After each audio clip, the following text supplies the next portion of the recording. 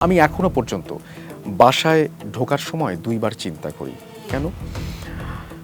আমি অনেকদিন আগে অফিস থেকে একবার বাসায় ফিরছিলাম। ফেরার পরে তখন ইলেকট্রিসিটি ছিল না। তো লিফট নাই। আমি হেঁটে উঠেছি। হেঁটে উঠে আমি চাবি দিয়ে দরজা খুলতে যাব। হঠাৎ করে দেখছি ভেতরে অদ্ভুত কিছু শব্দ হচ্ছে। মানে মনে হচ্ছে কি যে বাসায় গেস্ট আসলে যেরকম হয় না? কথা বলছে, "এই পানিটা দাও।" টিং টাং চামচ নাড়ার শব্দ, রান্নাঘর থেকে খাবার ডাইনিং টেবিলে নিয়ে আসার শব্দ, পায়ের আওয়াজ, হাসাহাসি, কথাবার্তা আমি স্পষ্ট শুনছি। তো আমি যেটা করেছি, আমি মনে করেন যে এই পাশে হচ্ছে আমার দরজা।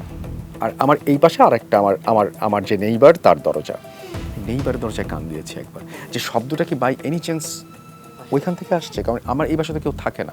আমি একা থাকি। তাহলে ডেফিনিটলি ওইখান থেকে আসছে শব্দটা। কান দিয়ে শুনে দেখলাম যে না, নেইবারের ওইখান থেকে তো এই শব্দ আসছে না। তখন আমি বুঝতে পারলাম ডেফিনিটলি এই শব্দটা আমার মানে বাসা থেকেই আসছে। এবং আমি যেটা করলাম, নিচে চলে গেলাম এবং একটা দোকান খুঁজে বের করলাম। যে দোকানে ওই যে দোকানে থাকে না যে মোমবাতি জ্বালায় বা কাস্টমার তো আসে। আমি ওখানে দাঁড়িয়ে থাকলাম যতক্ষণ পর্যন্ত ইলেকট্রিসিটি না আসে। আচ্ছা। মানে ভিতরে জেনারেটর চলছে না কি চলছে আমি কিচ্ছু জানি না। আমি যতক্ষণ পর্যন্ত ইলেকট্রিসিটি না আসে আমি ঢুকিনি। এবং ওইদিন বাসায় আমি দরজা খুলে টোকা দিয়ে ঢুকে আমি যখন ঢুকি তখন আর কোনো শব্দ ছিল না।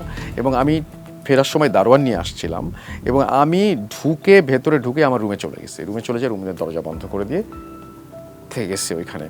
তো আমার এখনো পর্যন্ত বাসায় ঢুকে দরজা খোলার সময় না একটু থামি। কোনো শব্দ নাই তো? আচ্ছা ঠিক আছে নাই। আচ্ছা ঠিক আছে ভেতরে ঢুকি।